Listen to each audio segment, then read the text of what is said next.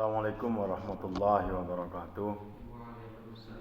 Bismillah, alhamdulillah, salatu wassalamu ala rasulillah wa ala alihi wa ashabihi wa wala. La khawla wa la quwata illa billah ma ba'dah. Qala ya salli wa salim daiman abada ala habibika khairil khalqi kullihim wal habibul ladzi turja syafa'atuhu li kulli hawlin minal ahwali muqtahimi ya rabbi bil mustafa balligh maqasidana waghfir lana ma madha ya wasi'al karami ya arhamar rahimin ya arhamar rahimin ya arhamar rahimin farij 'alal muslimin maulaya salli wa sallim daiman abada ala habibika khairil khalqi kullihim. Alhamdulillahi rabbil alamin. Yang kita hormati dan kita muliakan para alim, para ulama, para wali-wali Allah yang senantiasa kita yakini hadir dalam majelis ilmu, majelis zikir, wabil akhos kepada guru kita dan gurunya guru kita sampai kepada Rasulullah sallallahu alaihi wasallam. Malam hari ini kita membahas ketentuan tentang sholat berjamaah. Ada dua masalah dalam hal sholat berjamaah yang sering terjadi di masyarakat. Yang pertama, wa ayyu mawdi'in shalla fil masjidi bi sholatil imami fihi wa huwa alimun bi sholatihi ajza'ahu ma lam yataqaddam alaihi. Ada kasus imam dan makmum sholat di satu masjid. Satu masjid itu maksudnya masih di dalam dinding masjid. Kalau kondisinya seperti ini, maka makmum walaupun berada jauh dari imam sepanjang tidak lebih dari 300 zira' atau 300 siku, dan dia masih melihat gerakan imam atau mendengar suara imam atau suara mubaligh itu penyambung suara imam walaupun mubalighnya itu anak kecil, atau masih dapat melihat gerakan saf terakhir yang terlihat, itu sah. Jadi gini, misalnya kamu masuk masjid, imamnya kan berada di depan di tempat imam. Kalau kamu mau ngejar ke depan, itu kamu ketinggalan. Maka begitu masuk pintu masjid, kamu sholat di situ, di depan pintu. Kalau itu masih di dalam satu masjid, walaupun safnya terputus, itu tetap sah. Itu ya. Itu satu. Ulangi lagi. Jadi kalau dia dalam satu masjid, walaupun safnya terputus, itu tetap sah. Dengan catatan gerakan imam masih bisa diketahui, baik langsung dari imam ataupun lewat makmum di saf terakhir yang bisa kita lihat, atau lewat suara imam atau suara mubaligh. Sekarang kasusnya kalau terputus tetapi dibatasi dengan dinding masjid. Wa in shalla al-imamu fil masjidi wal ma'mumu kharijal masjidi qariban minhu wa huwa alimun bi sholatihi wala ha'ilahu naka jaza. Kalau makmumnya di luar masjid, imamnya di dalam masjid, kemudian dalam posisi dekat, dan makmum bisa mendengar suara imam atau bisa mengetahui gerakannya imam, asal tidak ada penghalang maka boleh atau sah. Ini kita bicara di mazhabnya Imam Syafi'i ya. Ini kitabnya Kifayatul Ahya. Terus bagaimana kalau ada penghalang? Yang dimaksud tidak ada penghalang itu apa? Yang dimaksud tidak ada penghalang itu ada jalan yang bisa dilewati. Yang dimaksud jalan bisa dilewati itu pintu. Makanya kalau menurut Imam Syafi'i, orang sholat menjadi makmum di lantai kedua kok tidak ada tangga yang bisa menyambungkan kepada imam, maka tidak sah. Dan tangga itu harus berada di depan posisinya, tidak di belakang. Kalau masjid sekarang kan banyak didirikan tanpa menggunakan fikih itu. Kayak masjid sini nih, itu tangganya di belakang, nggak boleh itu. Kalau tangganya di belakang mestinya dia ngadap ke tangga itu, karena yang di atas itu dianggap saf belakang. Makin ke atas, kalau tingkatnya 10 makin ke atas itu makin ke belakang gitu. Makanya nanti kalau ada jamaah sholat di masjid tingkat, di bawah masih ada ruangan, kemudian untuk perempuan, laki-laki di atas tuh nggak sah, laki-laki di atas tuh. Jadi habiskan dulu di bawah untuk laki-laki, baru perempuannya untuk di atas.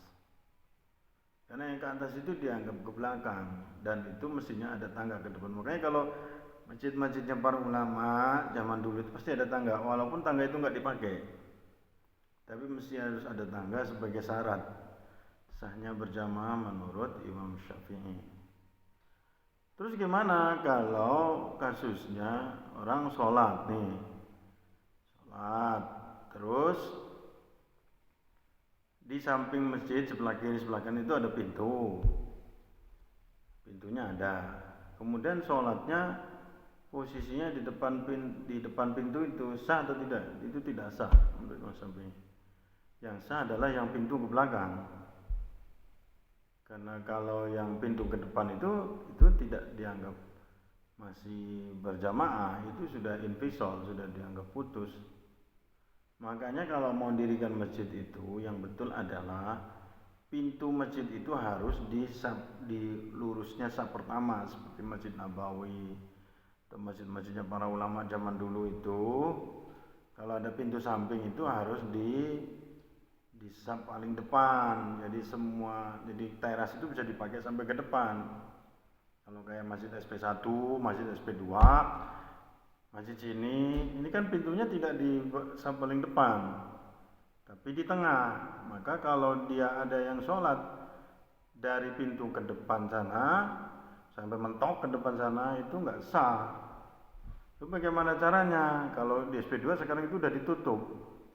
Jadi kalau Jumatan di depan pintu itu di arah sebelah barat pintu itu dikasih penghalang pakai triplek biar orang nggak kesana. Kalau kesana nggak sah, Jumatnya tuh nggak sah. Itu Syafi'iyah ya. Jadi kalau misalnya ini pintu, imamnya kan di sini, walaupun ada teras sampai ke depan sana, apa bisa sampai ke depan makmumnya nggak bisa? Kan tidak sampai pada posisi mendahului imam, berarti lebih maju dari imam, walaupun tidak sampai posisi lebih maju dari imam. Kan ada pintu, ada jendela itu bukan untuk jalan orang, jendela itu untuk jalan angin. Nah, kalau kecuali jendela itu dirubah dijadikan pintu, nah, itu begitu, itu nggak sah. Kalau yang ke belakang kan ada pintu tuh, terserah sampai ke sana, sampai ke belakang sana. Yang penting masih nyambung, kemudian masih bisa mengikuti gerakan atau suara imam, itu masih sah. Ini Syafi'iyah ya. Karena syaratnya itu wala ha'ila hunaka, tidak ada penghalang itu ya termasuk dinding. Kemudian kasus ketiga, kalau orang sholat di dinding itu sah atau enggak? Di dinding itu paham kan maksudnya?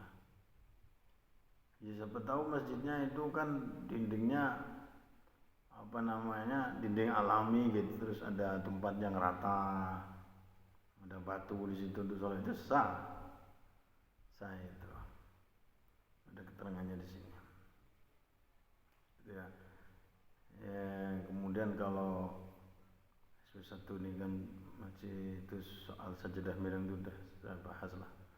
Ya terserah lah solusinya gimana. Karena mestinya itu tidak harus terjadi seperti itu. Itu untuk soal saf yang terputus ya. Jadi ulangi lagi. Terputus itu kalau masih dalam satu masjid itu maksudnya dalam dinding masjid itu sah. Tidak terputus dengan penghalang walaupun jauh, yang penting jaraknya tidak lebih dari 300 siku ya. Kalau lebih dari 300 siku, kalau tidak terputus mau sampai ribuan kilo pun nggak apa-apa, kalau memang masih dalam dinding masjid, misalnya masjidnya besar gitu, asal sapnya nyambung nggak apa-apa. Tapi kalau sapnya putus itu syaratnya itu 300 siku atau masih bisa mendengar dan masih bisa melihat gerakan. Nah, itu ya, karena kira-kira itu 300 siku itu sudah tidak bisa dilihat gitu, tidak bisa didengar. Kalau zaman sekarang kan ada mikrofon, ada sound system. Nah, itu kalau masih di dalam dinding masjid. Kalau emperan atau serambi termasuk masjid? Nah, kalau secara fikih itu tidak termasuk masjid, itu sudah serambi. Makanya kalau orang yang sedang haid duduk di serambi masjid itu enggak apa-apa, karena memang tidak termasuk masjid. Masjid itu ya batasnya dinding, makanya masjid itu semestinya ada ruangan inti, ada ruangan tambahan. Nah, zaman dulu kan ada serambi khusus untuk pengajian. Kalau bikin masjid itu, kalau saya bikin masjid ya mestinya pakai fikih. Satu, kalau mau ada pintu samping itu di depan, kemudian di depan itu mestinya harus ada serambi. Serambinya itu harus agak lebar gitu, kalau bisa bangunan masjid, kalau macam bangunan masjid tua itu nggak seperti itu, ada serambi khusus untuk pertemuan pengajian. Jadi pengajian itu mestinya tidak di dalam masjid, biar kalau ada ibu-ibu yang lagi halangan, lagi apa, tetap bisa masuk ikut pengajian. Nah, cuman karena memang sekali lagi bahwa kadang-kadang orang mendirikan masjid ini nggak nanya ke kiai, nggak nanya ke para ulama, nanyanya ke tukang. Jadi ya memang kendala secara fikih. Ya kalau kondisinya seperti itu, sekali lagi solusinya itu kalau dia di luar masjid kemudian terhalang dinding dan tidak ada pintu, maka tidak sah. Yang sah itu adalah yang ada pintu dan ke arah belakang. Itu kira-kira seperti itu. Kalau ada pintu di samping, maka dari arah pintu ke belakang itulah yang sah. Kalau ke depan itu tidak sah, karena yang di depannya itu sudah termasuk putus, terhalang oleh dinding, meskipun masih bisa mendengar suara imam atau mubaliknya imam. Nah, ini mudah-mudahan ada manfaatnya ya. Kalau mazhab lain gimana, mazhab lain enggak kita jelaskan lah ya. Ini ngaji Syafi'iyah. Ada kitabnya kitab Kifayatul Ahyar.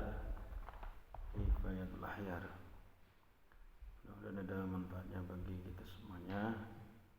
Assalamualaikum warahmatullahi wabarakatuh.